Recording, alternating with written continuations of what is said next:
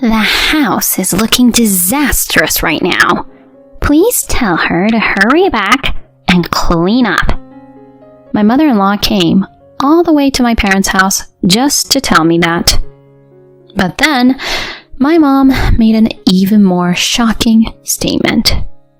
My daughter passed away yesterday. I'm Kat, a 27-year-old housewife. It's been a year since I married Wayne. We met at our mutual friend's house party. I wasn't good at meeting guys, so my sweet friend set it up for me. That's where I met him. Hi, can I join you? Oh, sure. It was a couple of hours into the party when he suddenly popped up.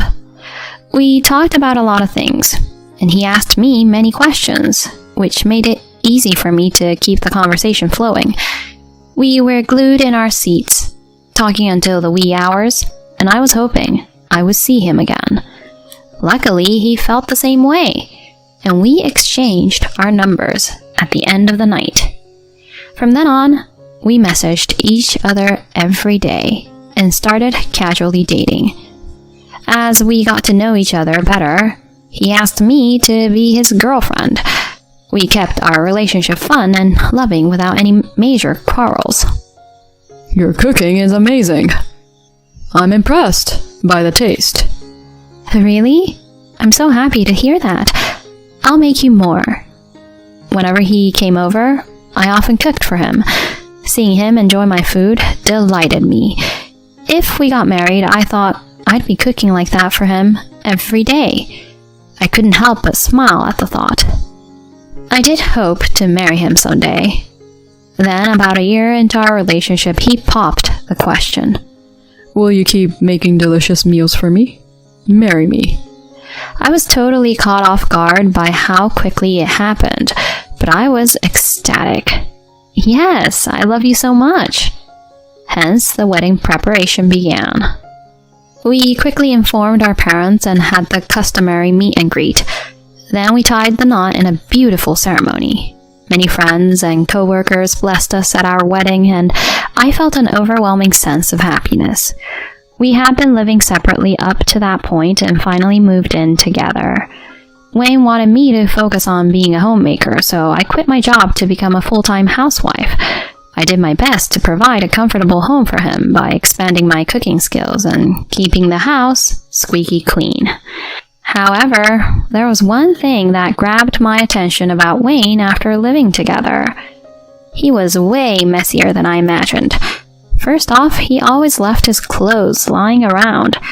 It was a common sight to see his socks or t-shirts scattered on the living room floor after he had taken them off.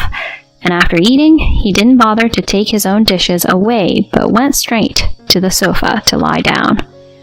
I understood that it was my job to do the chores as a housewife, but I wished he'd be a bit more mindful about how he lived. Another surprise was that he couldn't do his tie by himself, and I had to help him. How did you manage before? Mom used to do it for me. Seriously? By the way, she used to iron my shirts every day. Can't you do it too? Okay, I'll iron them. Don't mess it up, okay? He deliberately sighed, tinged with a touch of irritation. His attitude disturbed me. He was sincere and kind before we got married, but something changed since then. He became colder towards me and acted more like a domineering husband, always nitpicking about what I did. Hey, why are we having fish today? It's nutritious, and we had meat yesterday, so I thought fish would be good for today. Are you kidding me? You know I like red meat, right? I don't want to eat fish. But he often expressed his selfish desires. Hey, my shoes aren't polished enough. Make sure the beer is ice cold. Don't serve all the dishes at once. It's overwhelming, you know? Serve them like a course, one by one. Honestly, his demands were tedious, and it was getting on my nerves. Whenever I couldn't meet his standard, he'd blame me, saying, Mom always did it perfectly. Apparently, he was overly pampered and catered to by her for everything. I resented her for spoiling him so much. A few months into our marriage, we went over to his parents' house for the first time, and I witnessed a surprising scene. Welcome back, my dear. So good to see you. Hey, Mom. Glad to be back. Carrying such heavy stuff. Poor thing. Give it to me. I'll take care of it. Thanks, Mom. I'm baking your favorite cake, so let's have it together. Oh, sounds good. I'd love some coffee made by you too. Of course, dear. Come, have a seat on the sofa. Miranda was only talking to Wayne nonstop, completely ignoring me like I wasn't even there. Larry, my father-in-law, greeted me and we engaged in a conversation, but Miranda was stuck to Wayne the whole time. Sorry about that, Kat. Miranda tends to be overprotective, and I've always tried to caution her, but she never listens. She's been like that forever. Wayne, well, he's overly dependent too, and I'm ashamed of it. I hope he's not causing trouble at home. Well... Oh, I guess he is, huh? I'm really sorry. I'll make sure to talk to him about it. Oh, that'd be great. Thank you. I was relieved to know he had a better sense than the other two. If he had been as troubling as Miranda, I wouldn't have been able to handle it.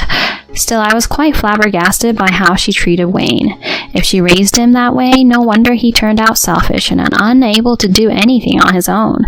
Maybe the issue was his environment, and I thought I may have been able to correct him. So I gathered up the courage and decided to point out his bad habits.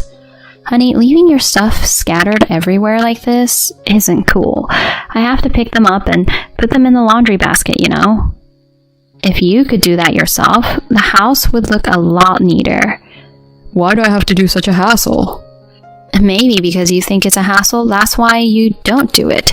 By any chance, is your desk at work messy too? People around you might find it appalling and think you're incapable. What? I'm fine at the office. That might just be your perception. Habits at home definitely spill over to work. Ugh, fine. After I pressed him, he finally made some effort. The tactic appeared effective with him, so when I asked him to take his place to the kitchen, I mentioned it was to prevent any embarrassment for him at work. I was able to manipulate him, but sadly it didn't last long. One day while I was relaxing at home, the doorbell rang. I was surprised to see Miranda standing at the front door. Oh, Miranda, is everything all right? Let me in. She just marched in without waiting for an answer. What's the matter? You should offer some drinks first, don't you think? You're inconsiderate. Oh, sorry. She showed up unannounced and ordered me around. I asked her what she'd like and served her the drink. While she drank it, she glared at me. What's your problem? Excuse me? I hear you're saying terrible things to Wayne regularly. That he's incapable at work and that people around him must be contemptuous. Oh, he's exceptionally bright. No doubt everyone around respects him. How could a wife speak so horribly to her own husband? It seemed like he only conveyed the hurtful words to his mother, twisting the facts, and she just took whatever he said at face value and blamed me. I was exasperated. The situation had become quite a mess. He's special, you know. So it's only natural for everyone to take care of him apart from work. Why can't you understand that? I was speechless. Having such distorted affection, she wasn't just overprotective. It went beyond that, and it gave me the creeps. Then she made an unbelievable statement. Since you seem incompetent as a housewife, I'll come over to guide you. Huh? How's that? Isn't it great? No. It's okay. What? Did you just say no? You seem to be severely disillusioned. You don't even realize that you're incompetent. I feel for Wayne for getting such a useless wife. Brace yourself. I'll whip you into shape. She was getting worked up all by herself. It was definitely going the wrong way. At that time, it seemed she had only come to tell me all that and left once she was done. That night, I confronted Wayne. Hey, why did you tell your mom things that aren't true? Huh? Things that aren't true? I told her exactly what happened. The fact that you hurt me is real. But I just wanted you to change. You just have to do the housework better. I heard she's coming over every day from now on. You better learn well from her. Don't you dare be rude, okay? He was completely on her side. Just as she doted on him, he also seemed to dote on her like a mama's boy. She started coming over the next day, just as she said. What's with all this dust? You haven't cleaned at all. This tastes terrible. So pathetic. That's why you're a useless wife. I wish Wayne would throw you out. I wondered why I had to be belittled like that. Her daily visits were becoming a significant source of my stress. As time went on, my health deteriorated, and I decided to get checked up one day. To my astonishment, I found out that I was pregnant. Although it was unexpected, I felt joy knowing that my child was on the way. I immediately informed Wayne. Pregnant? Yeah, we're having a baby. Oh yeah? Well, keep doing your chores properly like before. Huh? I was puzzled by his reaction. He didn't sound happy about it at all. I told Miranda as well, but she reacted similarly to him. Don't slack off on the housework just because you have morning sickness and inconvenience Wayne. What? I was stunned and questioned their mindset. I felt it wouldn't be good for my mental health to be around them any longer. I was sure Miranda would keep harassing me, and Wayne would keep acting selfishly. It would not only affect me, but also the baby. So when Wayne went to work, and just before Miranda arrived, I quickly packed my bags and went to my parents' home. They were surprised when I suddenly showed up. When I explained the situation, they sympathized and were furious at the two. They said I could stay as long as I wanted due to the circumstances of my pregnancy. I took their words and resolved to stay for a while. As expected, Wayne called me non-stop. Hey, why aren't you home? Where are you? I'm at my parents' house. What are you doing there? Are you insane to skip your duty for that? I'm here to protect myself and the baby. If I stayed with you and your mom, I would definitely have a breakdown. So I'm not coming back. Cut it out. Do you think you can do whatever you want? Come back now. No way. I don't want to talk anymore, so I'm hanging up. Hey. I hung up and then blocked his number. I didn't want to deal with any more trouble from him. At that moment, I made up my mind to divorce him and raise my child alone. My parents agreed that it was for the better. For a while, I didn't receive any emails or visits from Wayne. I figured he was scared to face my parents. Miranda didn't have my number, so she couldn't reach me. I managed to stay away from them for a whole month, allowing myself to mentally recover. However, Miranda must have had enough of me being away for that long. She came to see me unannounced. As I let out a sigh of annoyance and was about to open the door, my mom told me to stay in my room. Then she opened the door and began dealing with Miranda. It's been a long time. What can I do for you today? Miranda widened her eyes and shouted, Bring out your daughter. Her house is looking disastrous now. Please tell her to hurry back and clean it up. She came all the way just to tell me that. Apparently, Wayne had been making a huge mess, and every time she went there, she had to spend a lot of time cleaning. So she needed me to come back and take over the responsibilities. She completely disregarded the fact that I was pregnant. I was flabbergasted. Then my mom made a surprising statement. She passed away yesterday. What? What are you talking about? Miranda was shaken, and I was also stunned by it. She passed away? Huh? I asked her to run an errand on the way back from the doctor. But then she got hit by a car that ran a red light. That's why I can't bring her out, even if you ask. What? My mom was totally serious, so Miranda seemed to believe her. I'm sorry for your loss. I didn't expect to hear this. I said many terrible things to her. I was just thinking about my son, but she must have been hurt. No, I intentionally hurt her, said horrible things to her. I'm really sorry. I see. Indeed, she was deeply hurt by you and Wayne. That's why she came back to us. If she hadn't returned here, she might not have had an accident. Yes, that's right. I'm really sorry. I don't know how to apologize enough. Miranda, overwhelmed with guilt, covered her face with both hands.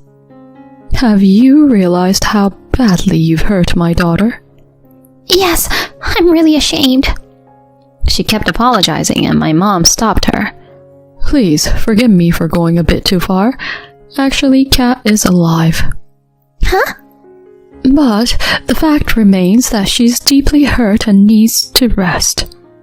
Only after hearing that she passed away did you finally admit your fault. If we had talked assuming she was alive from the beginning, it wouldn't have turned out this way. I apologize for my rough action. Miranda had a complex expression, but didn't blame her. It's because I pampered my son too much that he turned into an incompetent and irresponsible man. I'm really sorry for causing trouble. Miranda seemed to have truly reflected on her actions, but that didn't erase what had happened before. Afterward, I told Wayne that I wanted a divorce. He initially protested, saying that it was out of the question. But after my in-laws persuaded him, he reluctantly agreed. Subsequently, they came to apologize to me. They promised to re-educate him and assured me they'd ensure he paid child support on time. Currently, he's under strict discipline at his parents' house. They seem to be instructing him on how to take care of himself and cook.